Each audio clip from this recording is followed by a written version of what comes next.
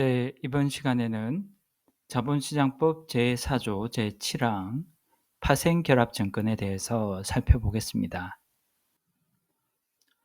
네, 그래서 이 파생결합증권의 정의를 다시 한번 살펴보면 기초자산의 가격이자율 지표 단위 또는 이를 기초로 하는 지수 등의 변동과 이 연계해서 미리 정해진 방법에 따라 지급, 회수하는 건전 등이 결정되는 이 권리가 표시된 것이다 라고 하고 있습니다.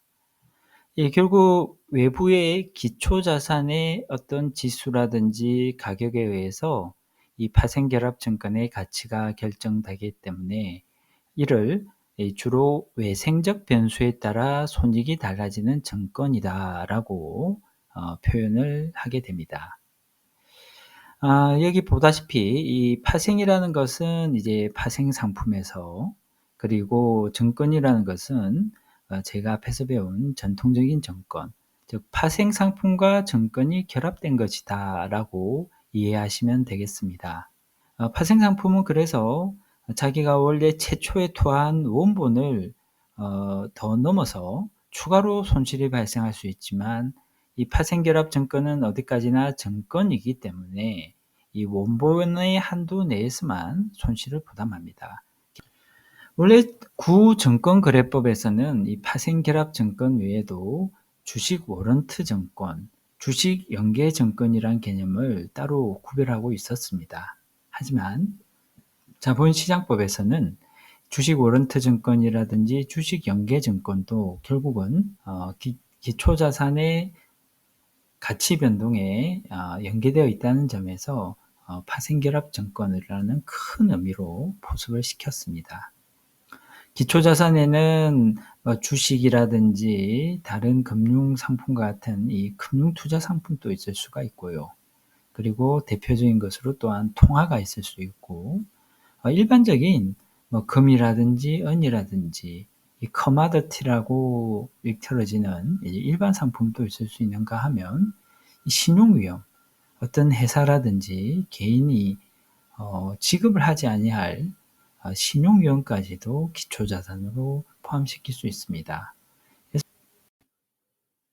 그리고 자본시장법 제4조 제7항 단서에서는 파생결합증권의 정의에 거의 충족이 되지만, 여러 가지 법 정책적 이유라든지 기타 이유로 파생결합증권에서 제외되는 증권들을 하나하나 열거하고 있습니다.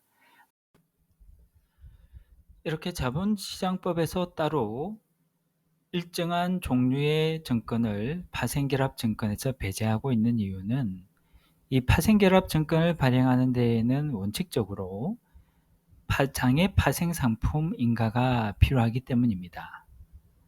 그래서 일반 기업이 다양한 자금 조달 수단, 즉 특수 사채나 종류 주식을 통해서 자금을 조달하려고 하는데, 그것이 자본시장법에서 정하고 있는 광범위한 파생결합 증권의 정의에 해당하게 되면 그것을 자금 조달 수단으로 활용할 수 없기 때문에 이 파생결합 증권의 범위에서 제외를 시켜주고 있습니다.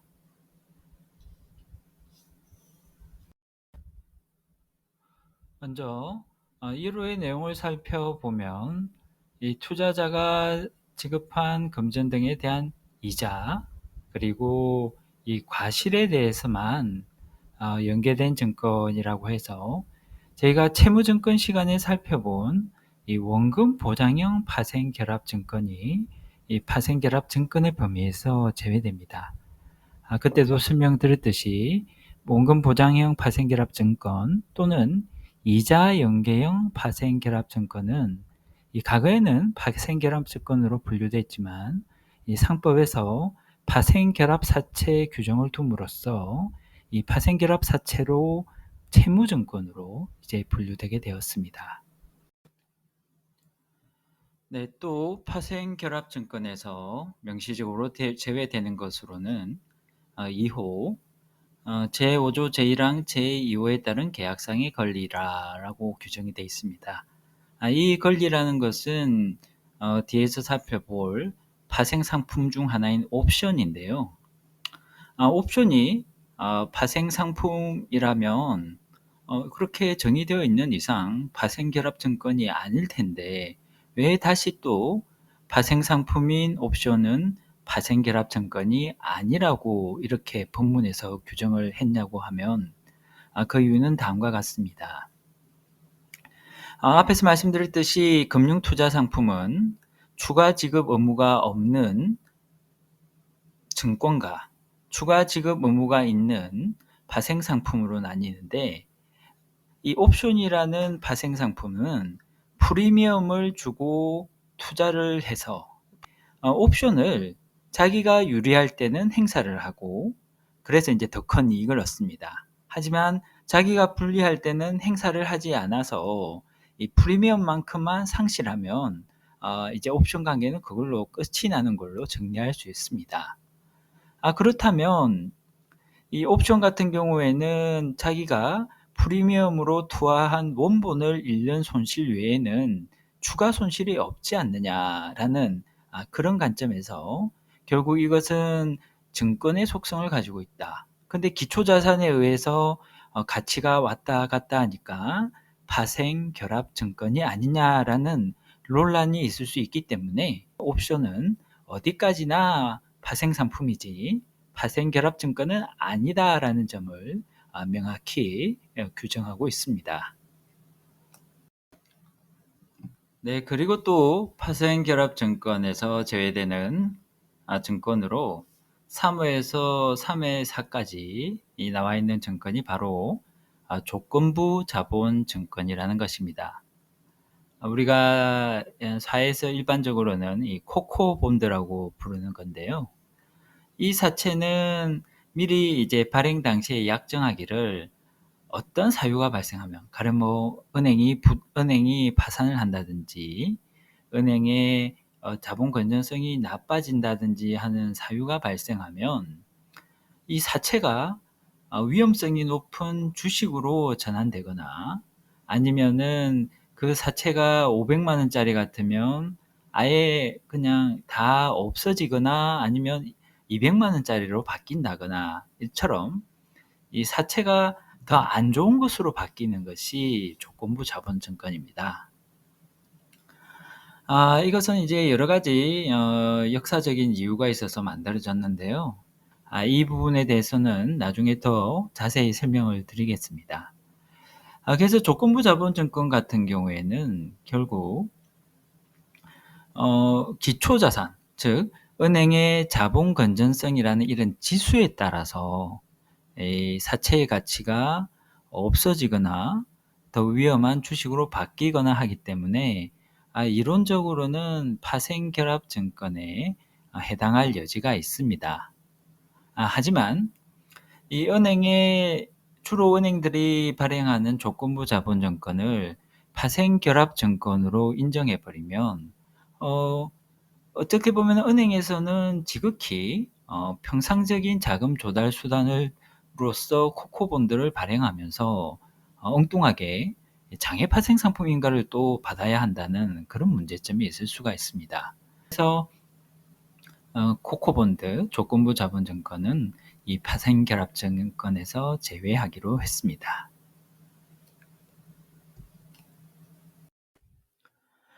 네, 그 밖에도 파생결합증권에서 제외되는 증권을 몇 가지 더 살펴보겠습니다. 제4호에서는 상법 제469조 제2항 2호, 제513조, 516조의 2에 따른 사채가 파생결합증권에 해당되지 않는다고 규정합니다. 그래서 이 조문을 보면 결국 교환사채, 전환사채, 이 신주인수금부 사채는 파생결합증권이 아니다라고 규정되었음을 알 수 있습니다. 이 사채들은 채무증권에 해당하는 것으로서 이 사채를 발행하는 회사의 주식을 기초자산으로 한다고 볼 수 있으나 일반적으로 특수사채는 그 파생적 성격이 크지 아니해서 그냥 채무증권으로 취급하고 있는 점을 고려했다고 볼 수 있습니다. 그리고 그 밖에도 오해에 따른 오해에 따라 금융투자 상품과 유사한 것으로 대통령령으로 정하는 금융투자 상품은 파생결합증권에서 제외한다라고 해서 상법에 따른 신주인수권 증서 그리고 어, 신주인수권부 사채에 있는 이제 신주인수권 증권이 역시 파생결합증권에서 제외된다. 그래서 이런 것들은 지분증권에 해당한다라고 하고 있습니다. 그래서 신주인수권 증서는 기존의 주주들이 새로운 신주가 발행될 때 그것을 우선적으로 인수할 수 있는 신주인수권을 제3자에게 양도할 수 있도록 증서화한 것이고, 신주인수권 증권은 사채뿐만 아니라 신주를 인수할 수 있는 권리까지, 즉 옵션까지 포함된 이 신주인수권부 사채를 발행함에 있어서 이 신주인수권이라는 옵션을 분리해서 따로 증권화한 것이 신주인수권 증권입니다. 이러한 파생결합증권을 엄밀히 경제적 의미에서 살펴보면 크게 두 가지입니다. 하나는 최근에 많이 신종증권이라는 이름으로 많이 발행되고 있는 이 구조화증권을 이 파생결합증권으로 이제 규제하겠다는 것입니다. 이 구조화증권은 이 최신의 금융공학을 사용해서 단순하게 있는 사채나 주식들을 잘라서 붙이고 묶어서 새로운 현금을 만들어 이 자금 수요자 내지 투자자들이 원하는 니즈에 부합하는 새로운 구조의 증권을 말합니다. 또 한 가지 파생결합증권의 큰 의의는 이 파생결합증권을 응용을 하면 그런 파생상품의 현금 흐름이나 구조를 그대로 베껴 증권화시키고 이것을 여러 사람들에게 뿌려줄 수 있는 그런 기능을 가지고 있습니다. 그래서 파생결합증권을 발행하는 금융투자업자들은 거기에 파생결합증권에 묻어있는 파생상품 이것을 해지하기 위해서 그 반대 방향의 장외 파생계약을 외국인과 체결한다고 하는데요. 이것을 어떻게 거꾸로 보면은 외국계 투자은행에서 만든 장외 파생 상품을 우르르 구입해서 그것을 정형화된 파생결합증권으로 만들어서 국내의 여러 투자자들에게 뿌려준다고 뒤집어 생각할 수도 있습니다. 네, ELS, 이 파생결합증권에 속하는 ELS에 관련한 유명한 대법원 판례를 한번 살펴보겠습니다. 이 판례를 이해하기 위해서는 델타 헤지라는 개념을 좀 이해할 필요가 있는데요.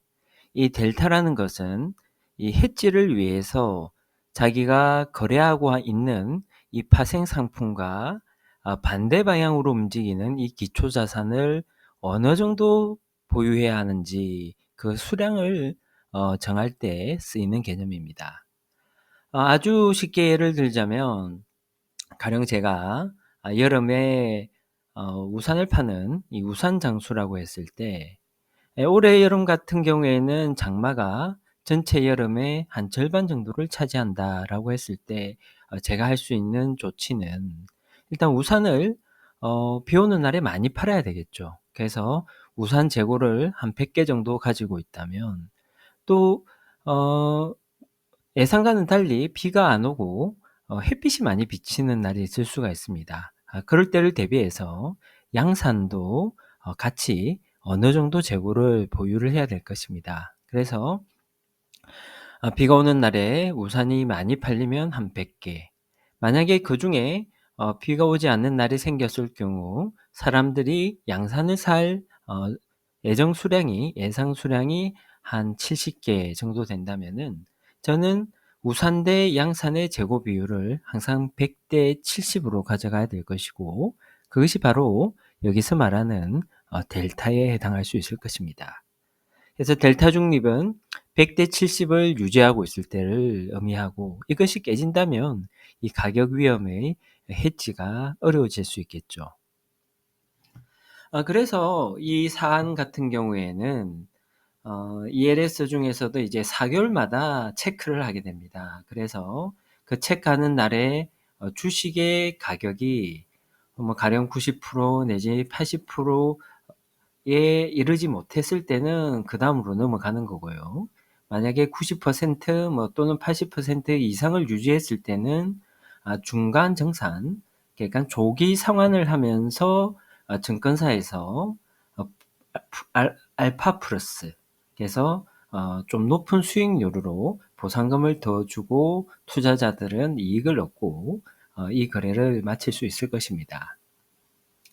근데 앞에서 말씀드린 것처럼 이 파생결합 증권의 기초자산이 90% 이상 유지가 된다는 것은 일단 주가가 좀 위로 움직여 줘야 된다는 이야기죠.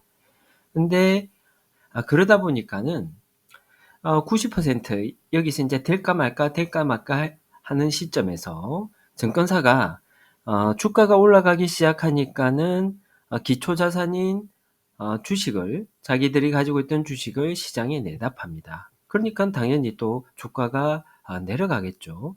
그러다 보니 이 4개월마다 도래하는 중간평가일에 90% 이상을 유지해야 하는데, 막판에 증권사에서 자기들이 보유하고 있던 주식을 확 풀어버리니까 90% 아래로 기초자산의 주가가 내려가 버리고, 그러다 보니까 ELS에서 정한 주가 유지 조건, 90% 이상 유지해야 된다는 조건을 이제 성취시키지 못하게 됩니다. 그래서 투자자들이 막판에 기초자산인 주식을 매도하는 행위가 신의성실에 반하는 중도 상한 조건 성취의 방해 행위다 해서 여기에 대해서 손해배상 청구를 하게 됩니다. 증권사는 당연히 막판에 증권회사에서 주식을 매도한 행위가 이 델타 해지 거래에 해당한다고 주장했습니다. 보통의 해지 거래이다라고 주장을 했습니다. 하지만 법원에서는 위험 회피라는 것이 증권사의 이익을 위해서 행하는 것이다. 이것은 인정하겠지만 그렇다고 해서 투자자의 신뢰나 이익이 부당하게 침해되어서는 안 된다라고 합니다. 그래서 하필이면 그 중간평가일 시간대에 그거 많은 주식을 대량으로 매도를 했느냐. 그 전체에 걸쳐 좀 미리미리 분산해서 매도했으면은 이렇게 투자자들이 오해할 만큼 이 중도 상한 조건의 성취가 될 뻔하다가 확 안 되는 경우는 피할 수 있지 않았겠느냐라고 판단을 해서 투자자들의 손을 들어줍니다.